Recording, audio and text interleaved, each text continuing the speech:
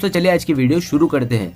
दोस्तों वीडियो शुरू करने से पहले मैं आपको एक बात बता दूं कि आपने अभी तक हमारे इस चैनल को सब्सक्राइब नहीं किया हो तो नीचे पर आपको ग्रेट बटन में सब्सक्राइब करके लिखा रहा होगा, इसके पर क्लिक कर लीजिए और साइड में नोटिफिकेशन बेल भी आएगा, उसको भी क्लिक कर लें ताकि आपको मिल सके हमारे अगले वीडियो की नोटिफिकेशन सबसे पहले और आप कुछ नया नया सीख सके। સૌરાષ્ટ્રની એકમાત્ર સ્કૂલ જ્યાં ટ્રસ્ટી તથા સંચાલકો ડોક્ટર, એન્જિનિયર તથા શિક્ષકો છે એવી Kanabar school of science and commerce. કાર્યક્ષેત્ર ધોરણ 5 થી 10, 11, 12 સાયન્સ એન્ડ કોમર્સ। દીકરાઓ અને દીકરીઓ માટેના ઉજ્જવળ ભવિષ્ય માટે વાલીઓની પહેલી પસંદગી Kanabar school of science and commerce. અહીં છે શ્રેષ્ઠ શિક્ષકો દ્વારા મર્યાદિત સંખ્યામાં વિદ્યાર્થીઓ માટે ભણતર, અલગ અલગ સાયન્સ લેબ, કોમ્પ્યુટર લેબ, દીકરાઓ તથા દીકરીઓ માટે અલગ અલગ હોસ્ટેલ સાથે શુદ્ધ સાત્વિક ભોજનની વ્યવસ્થા, ટ્રાન્સપોર્ટેશનની સુવિધા, જી તેમજ નીટની તૈયારી સ્કૂલમાં જ। તો આથી વિશેષ આપ આપના બાળક માટે શું ઈચ્છો તો આજે જ એડમિશન માટે સંપર્ક કરો। Unit 1 Kanabar school of science and commerce, Khamrod ચોકડી, Junagadh bypass, Junagadh. Unit 2 main post ઓફિસની પાછળ શ્યામ વિદ્યાલય, સરકારી ગોડાઉન પાસે, ગાંધીગ્રામ, જુનાગઢ। हेलो दरेक विद्यार्थी ने आजना गुड मॉर्निंग અને જય શ્રી કૃષ્ણ। હવે આપણે જોઈએ કે આ પ્રકરણનો છેલ્લો એક મુદ્દો બાકી હતો કે આયનીકરણ એન્થાલ્પી। આયનીકરણ એન્થાલ્પી એટલે સંક્રાંતિ તત્વની અંદર આયનીકરણ એન્થાલ્પીમાં થતો ફેરફાર। तो द्विविभागना तत्वों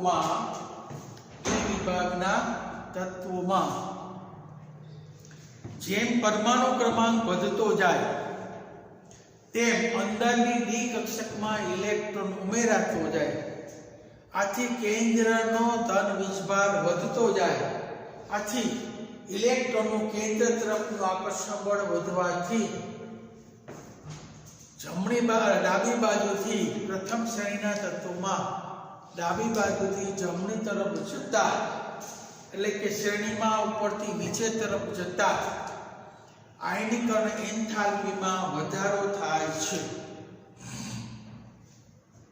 હવે પ્રથમ, દ્વિતીયક અને તૃતીયક તબક્કાવાર ત્રણ આયનીકરણ એન્થાલ્પીમાં એટલો તીવ્ર વધારો થતો નથી કે જે બી સંક્રાંતિ તત્વોમાં જોવા મળે। એટલે કે ડી વિભાગની આયનીકરણ એન્થાલ્પી એસ અને બી વિભાગના તત્વો કરતા હંમેશા ઓછી હોય છે, કારણ કે સંક્રાંતિ તત્વની અંદર ડી વિભાગના તત્વોમાં જે આયનીકરણ એન્થાલ્પીનો એટલો વધારો થતો નથી કે જે બી સંક્રાંતિ તત્વોમાં જોવા મળે છે। એટલે પ્રથમ આયનીકરણ એન્થાલ્પીની સરખામણીમાં દ્વિતીયક અને તૃતીયક આયનીકરણ એન્થાલ્પીની માત્રા વધુ હોય છે।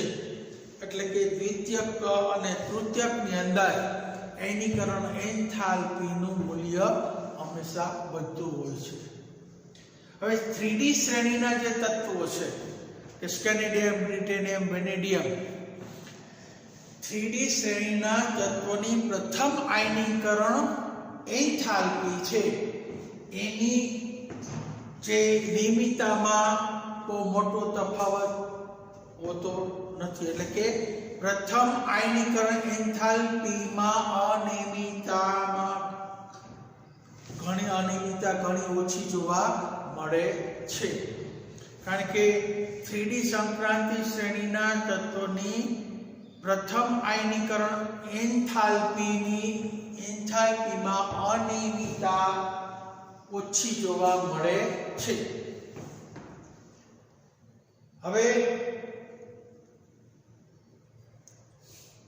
એની દ્વિતીયક અને તૃતીયક આયનીકરણ એન્થાલ્પી છે એની સરખામણીમાં પ્રથમ આયનીકરણ એન્થાલ્પીમાં અનિયમિતતા ઓછી જોવા મળે છે। તો આપણે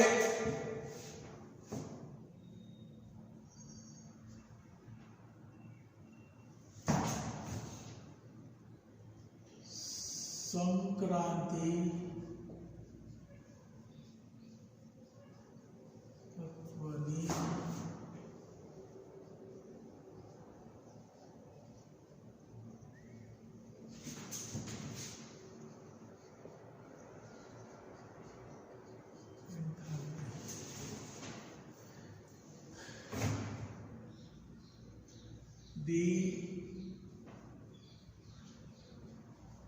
વિભાગના તત્વનો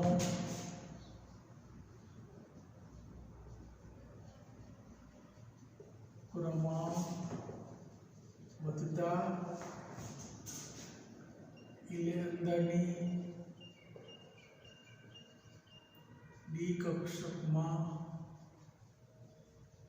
અંદરની ડી કક્ષકમાં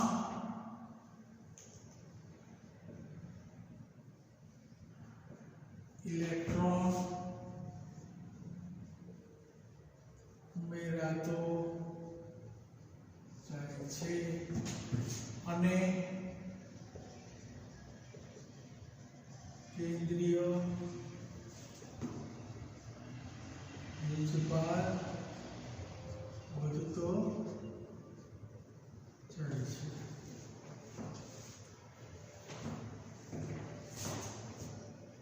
આથી ડાબી બાજુથી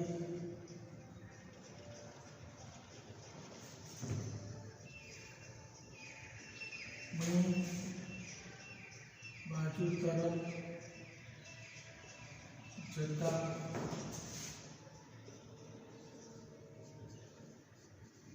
આયનીકરણ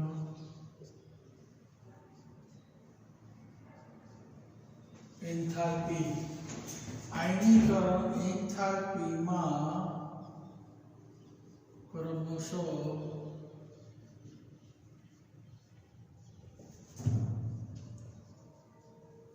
વધારો થાય છે. સંક્રાંતિ તત્વોમાં પ્રથમ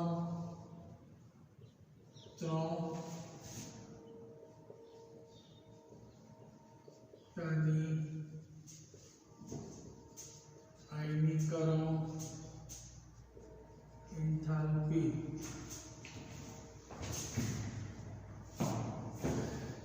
એન્થાલ્પીમાં થતો વધારો એટલો તીવ્ર નથી જે બિન સંક્રાંતિ તત્વોમાં જોવા મળે છે. બિન સંક્રાંતિ તત્વોમાં વધારે ડી વિભાગના તત્વો કરતા એસ અને પી વિભાગના તત્વો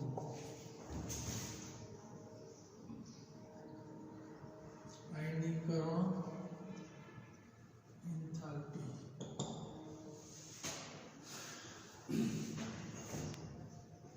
ત્રીજું કે પ્રથમ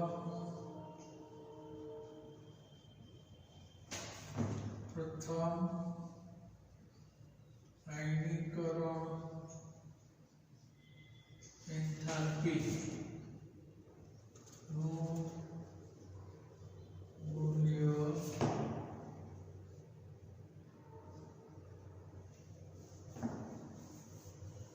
પ્રથમ આયનીકરણ એન્થાલ્પીની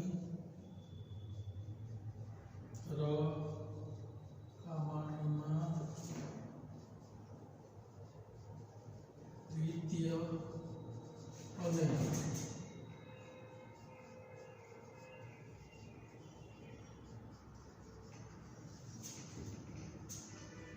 આયનીકરણ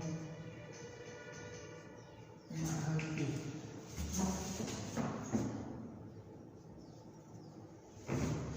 ની માત્રા તીવ્રની માત્રા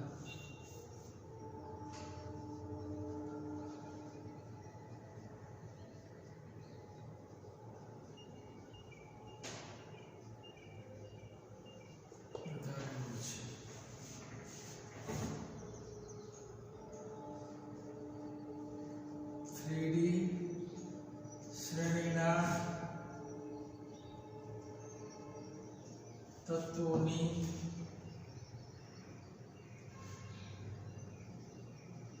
પ્રથમ આયનીકરણ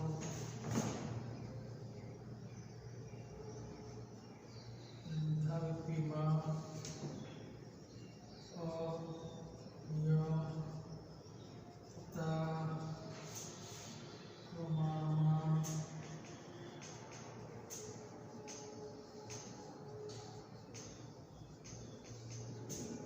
ઓછી હોય છે એટલું લખી લો.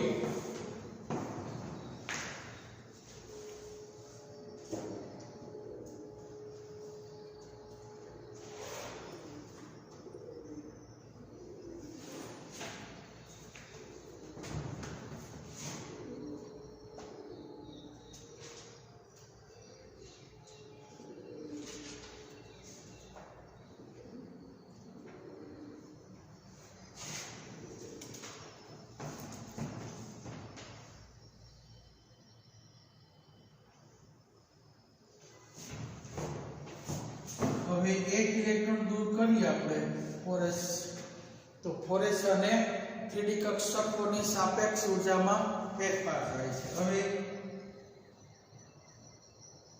એક ઇલેક્ટ્રોન દૂર થવાથી ફોરેસ અને 3D કક્ષકોની સાપેક્ષ ઊર્જામાં ફેરફાર થાય છે.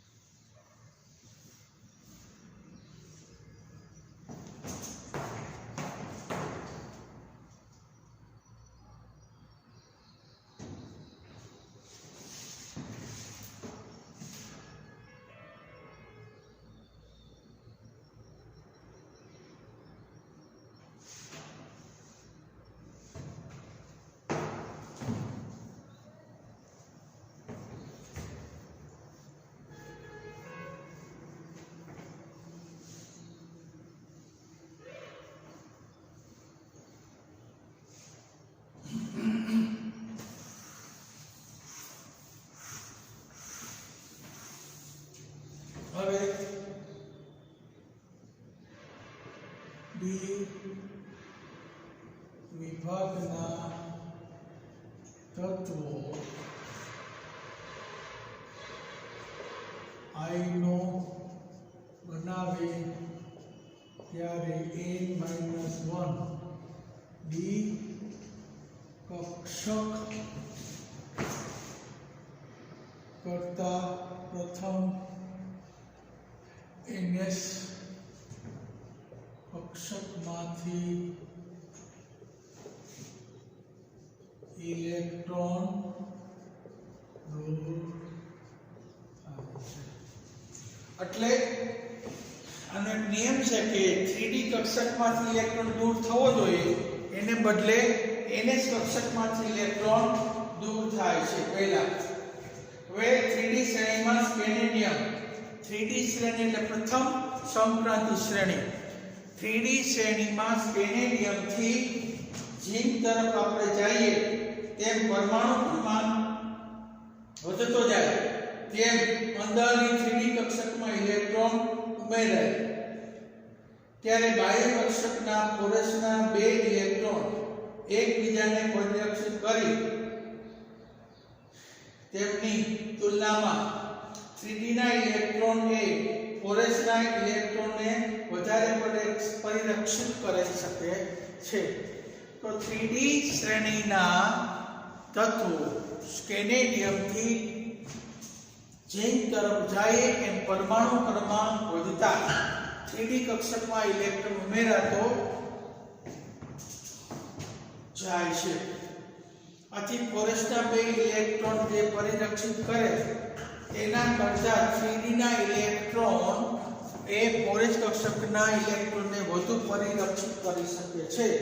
આથી કેન્દ્રીય આકર્ષણ બળ ઓછું થવાને કારણે એની પરમાણુ ત્રિજ્યામાં ઘટાડો ઓછો થાય છે. આથી તેની 3D શ્રેણીની આયનીકરણ એન્થાલ્પી નજીવી વધે છે. હવે 3D શ્રેણીના તત્વો સ્કેનેડિયમથી ઝિંક તરફ જઈએ તેમ પરમાણુ ક્રમાંક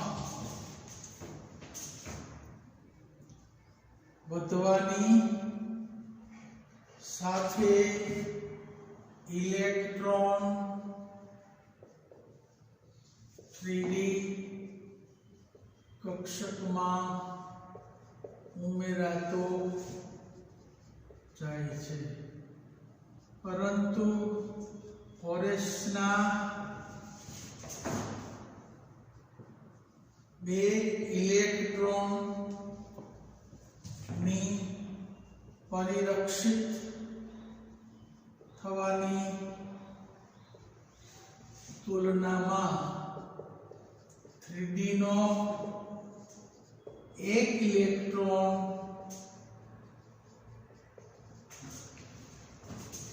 એ ફોરસના ઇલેક્ટ્રોનને વધારે પરિરક્ષિત કરે છે. આથી 3D શ્રેણીના તત્વોના પરમાણ્વીય ત્રિજ્યામાં ઓછો ઘટાડો થાય છે. પરિણામે 3D ની આયનીકરણ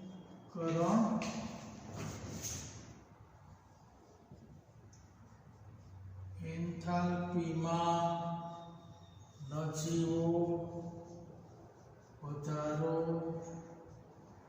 થાય છે. એટલે 3D વિભાગના તત્વો આયનો બને ત્યારે NS ને બદલે ND ને બદલે NS કક્ષકમાંથી ઇલેક્ટ્રોન દૂર થાય. હવે 3D શ્રેણીમાં તત્વો સ્કેનેડિયમથી ઝિંક તરફ જઈએ તેમ પરમાણુ ક્રમાંક વધવાની સાથે ઇલેક્ટ્રોન 3D કક્ષકમાં ઉમેરાતો જાય. પરંતુ ફોરસના બે ઇલેક્ટ્રોનની પરિરક્ષિત થવાની તુલનામાં 3D નો એક ઇલેક્ટ્રોન એ ફોરસના ઇલેક્ટ્રોનને વધારે પરિરક્ષિત કરે છે. આથી 3D શ્રેણીના તત્વોના પરમાણુ ત્રિજ્યામાં ઓછો ઘટાડો થાય પરિણામે 3D ની આયનીકરણ એન્થાલ્પી છે એ નજીવી વધે છે હવે બે કે બે કરતા વધુ વીજભાર ધરાવતા ફોરસના ઇલેક્ટ્રોન સિવાયની ઇલેક્ટ્રોન રચના 3D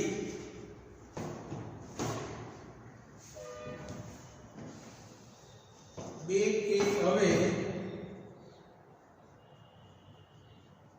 તત્વમાં બે કે વધારે વીજભાર વધતા ફોરેસ સિવાયની ઇલેક્ટ્રોન ફોરસ રચના 3D n છે કારણ કે બે ઇલેક્ટ્રોન દૂર થયા પછી એની ઇલેક્ટ્રોન રચના ફોરસ કક્ષક ખાલી થઈ જાય એટલે બે ઇલેક્ટ્રોન દૂર થયા પછી ફોરસ કક્ષક ખાલી થઈ જાય એટલે ફોરસની ઇલેક્ટ્રોન રચના 0 થઈ જાય એટલે એ સિવાયની ઇલેક્ટ્રોન રચના 3D 8 એટલે 3D n છે હવે દ્વિતીય કાયનિકણ એન્થાલ્પી વધવાનું કારણ 3D કક્ષકની જુદી જુદી દિશાને કારણે કેન્દ્રીય વીજભારની અસરમાં એટલે 3D કેન્દ્રીય વીજભારની અસરમાં એક 3D ઇલેક્ટ્રોન એ બીજા 3D ઇલેક્ટ્રોનની પરિત કરી શકતો નથી હવે દ્વિતીયક આયનીકરણ શક્તિ વધવાનું કારણ દ્વિતીયક આયનીકરણ શક્તિ વધવાનું કારણ દ્વિતીયક આયનીકરણ શક્તિ વધવાનું કારણ એ કેન્દ્રીય કારણ કે 3D કક્ષકોની જુદી જુદી દિશામાં 3D કક્ષકોની જુદી જુદી દિશાને કારણે 3D કક્ષકોની જુદી જુદી દિશાને કારણે જુદી જુદી દિશાને કારણે કેન્દ્રીય વીજભારની અસરમાં કેન્દ્રીય વીજભારની અસરને કારણે એક 3D કક્ષકના ઇલેક્ટ્રોન બીજી 3D કક્ષકના ઇલેક્ટ્રોનને પરિરક્ષિત કરી શકતો નથી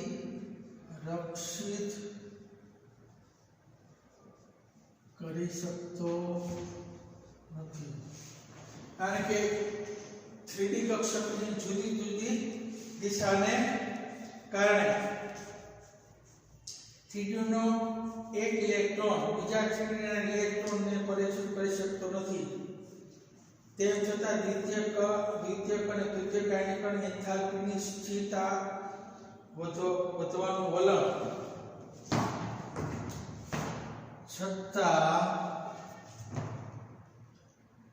દ્વિતીયક અને તૃતીયક આયનીકરણ એન્થાલ્પી વધવાનું કારણ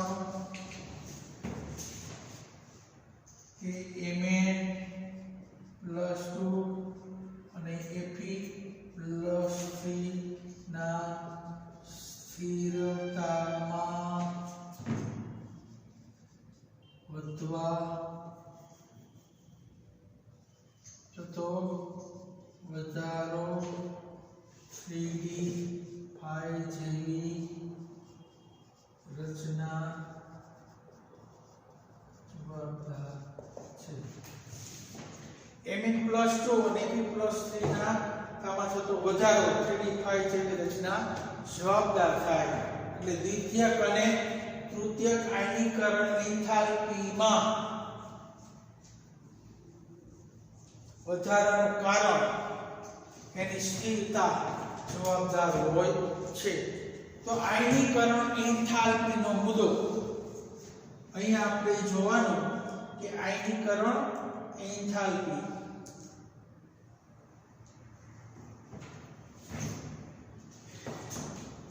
તો આયનીકરણ એન્થાલ્પી તો આટલી વસ્તુ તમારે આયનીકરણ એન્થાલ્પીમાં લખવાનું।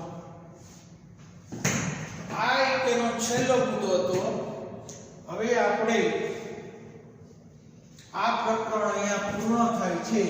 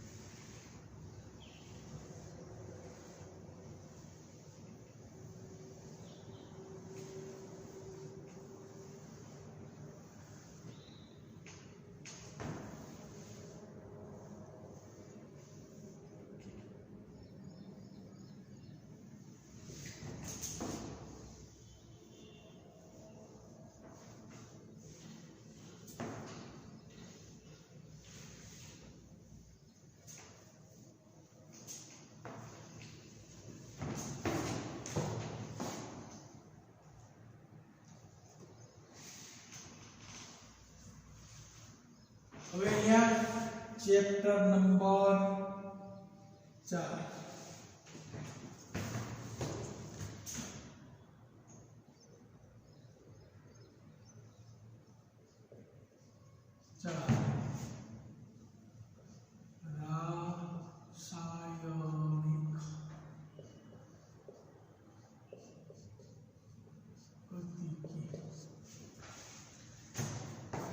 ચાલો પહેલી વસ્તુ તો આપણે એ જોઈએ રાસાયણિક ગતિકી।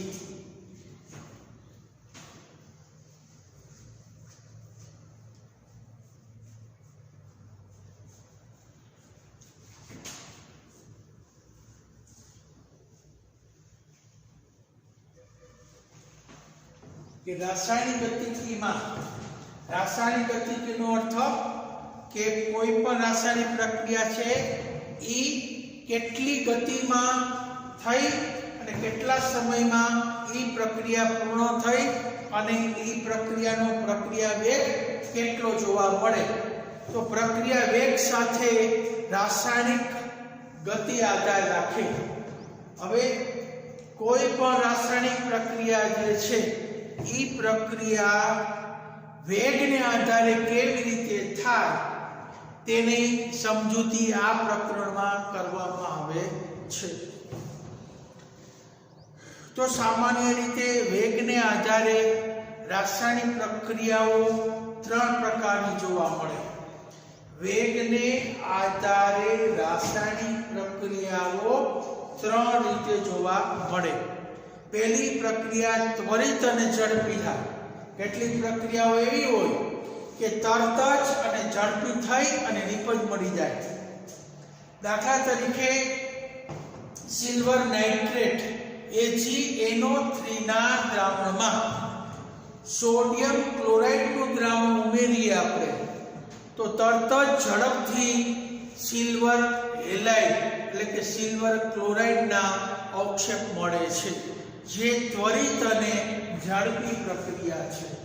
તો પહેલો પ્રશ્ન આપણે બધા પ્રશ્નો સમજતા જાય અને આગળ સમજતા જાય અને લખતા જાય કે પ્રક્રિયા વેગને આધારે રાસાયણિક પ્રક્રિયાના પ્રકાર. રાસાયણિક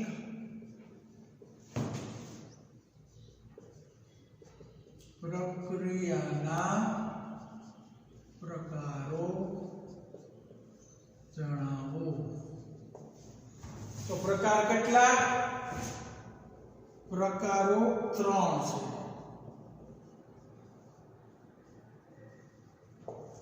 એમાં પહેલો પ્રકાર ઝડપી અને ત્વરિત.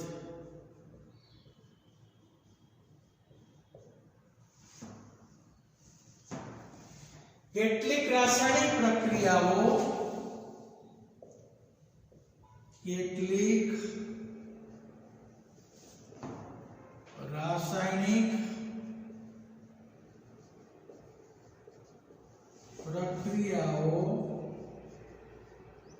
ઝડપી અને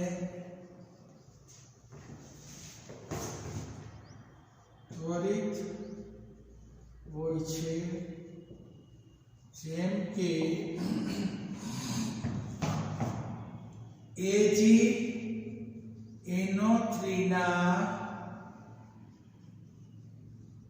દ્રાવણમાં સોડિયમ ક્લોરાઇડ નો દ્રાવણ ઉમેરવાથી ઝડપથી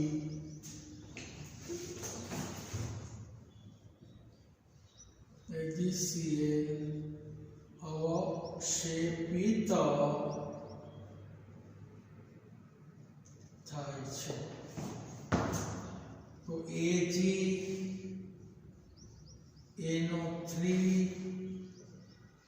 પ્લસ NaCl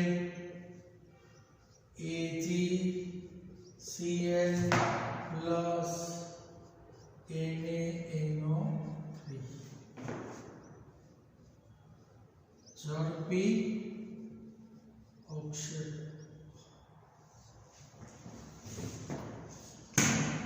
આ પહેલો પ્રકાર.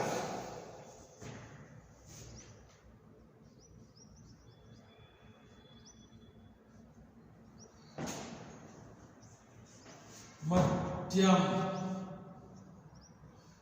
ધીમી પ્રક્રિયા.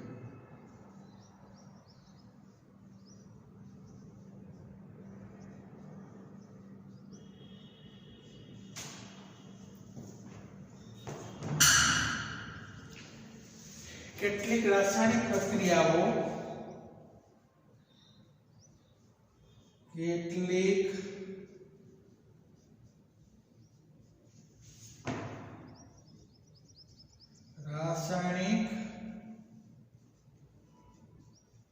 પ્રક્રિયાઓ ધીમા વેગથી આગળ વધે છે. જેમ કે હવા અને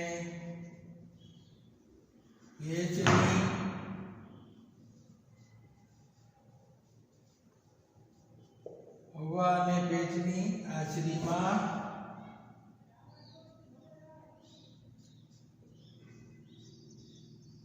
લોખંડ પર લાગતો કાટ.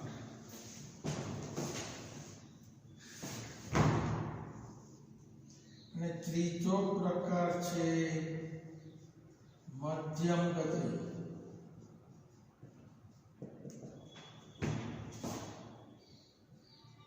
કેટલીક રાસાયણિક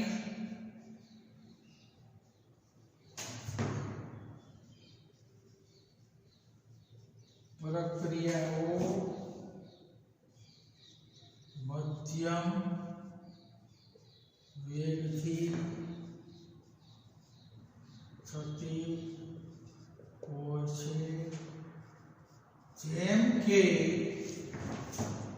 ખાંડનું પાણીમાં ઓગળવું, ખાંડનું પાણીમાં ઓગળવું, ઓગળવું એટલે વ્યુત્ક્રમણ. બીજું સ્ટાર્ચનું પાણીમાં જળ વિભાજન.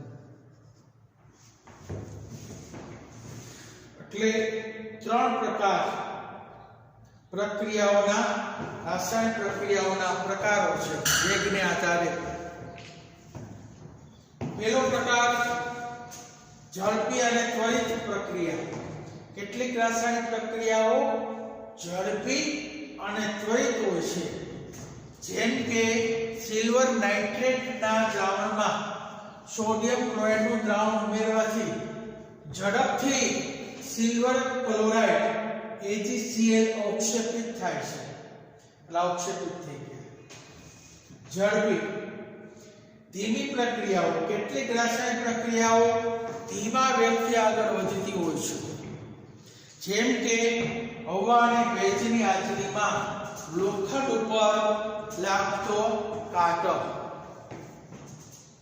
અને કેટલીક મધ્યમ ગતિએ પ્રક્રિયા થાય. તો મધ્યમ ગતિએ કેટલીક પ્રક્રિયાઓ થઈને આગળ વધે, જેમ કે ખાંડને પાણીમાં નાખીએ તો મધ્યમ ગતિ એ ખાંડ પાણીમાં ઓગળી જાય. સ્ટાર્ચને પાણીમાં નાખીએ તો એનું જળ વિભાજન થઈ જાય. તો આ 3 પ્રકાર છે, એ તમે સમજી લેજો.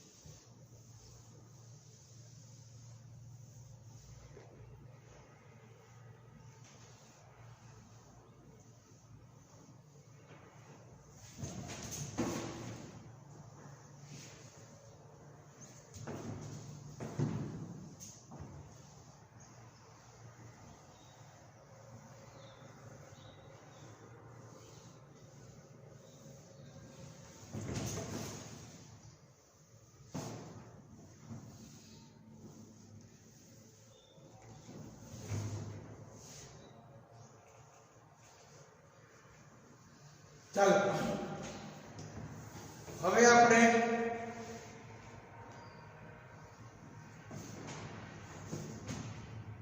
પ્રક્રિયા વેગ એટલે શું સમજાવો.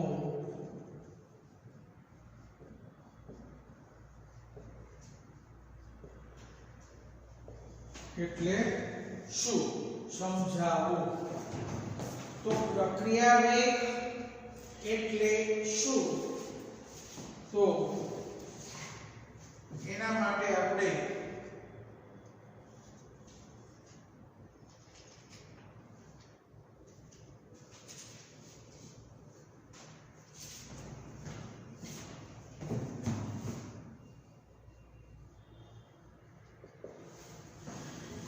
એકમ સમયમાં પ્રક્રિયકો અથવા નિપજોની સાંદ્રમાં થતા ફેરફારને પ્રક્રિયા વેગ કહે છે.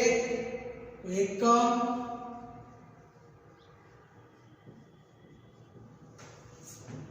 સમયમાં પ્રક્રિયકો અથવા નિપજોની સાંદ્રતામાં થતો ફેરફારને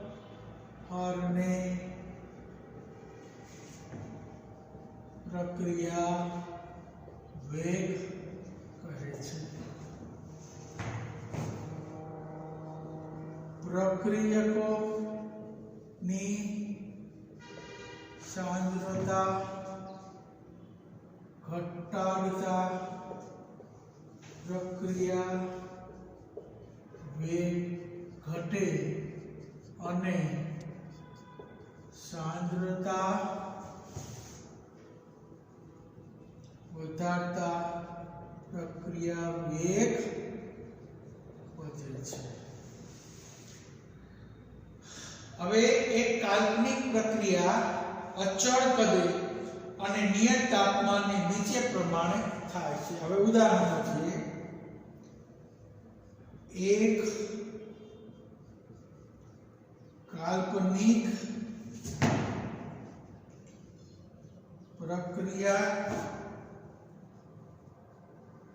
અચળ કદે અને અચળ તાપમાને નીચે પ્રમાણે થાય છે। તો R gives P, R gives P। અહીંયા ધારો કે 1 મોલ પ્રક્રિયક R માંથી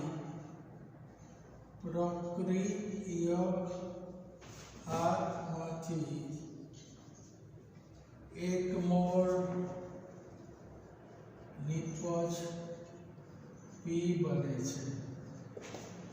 એટલે કે નિયત તાપમાને નિયત પદે 1 મોલ પ્રક્રિયક R માંથી 1 મોલ નિપજ P બને છે।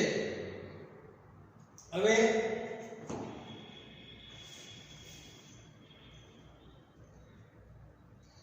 T1 સમયે અને T2 સમયે T1 સમયે પ્રક્રિયક R1 અને નિપજ P1 બને છે। જ્યારે T2 સમયે અમુક સમય પસાર થયા પછી પ્રક્રિયા આગળ વધે ત્યારે પ્રક્રિયક ની સાંદ્રતા R2 અને નિપજની સાંદ્રતા P2 થાય છે।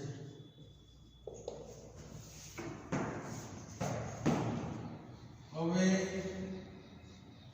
डेल्टा T बरोबर T2 माइनस T1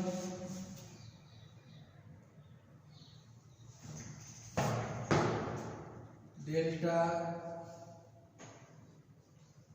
R बरोबर R2 minus R1 delta P बरोबर T2 माइनस T1 एका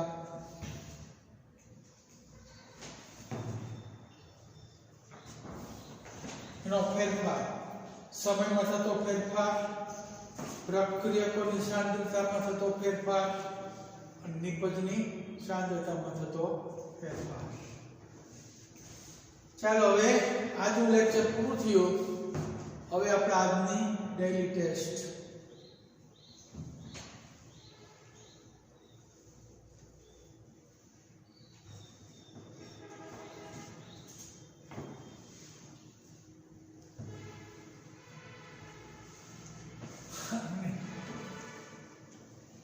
तो डेली टेस्ट ની અંદર દરેક પ્રશ્નના ઉત્તર વિગતવાર લખવાના।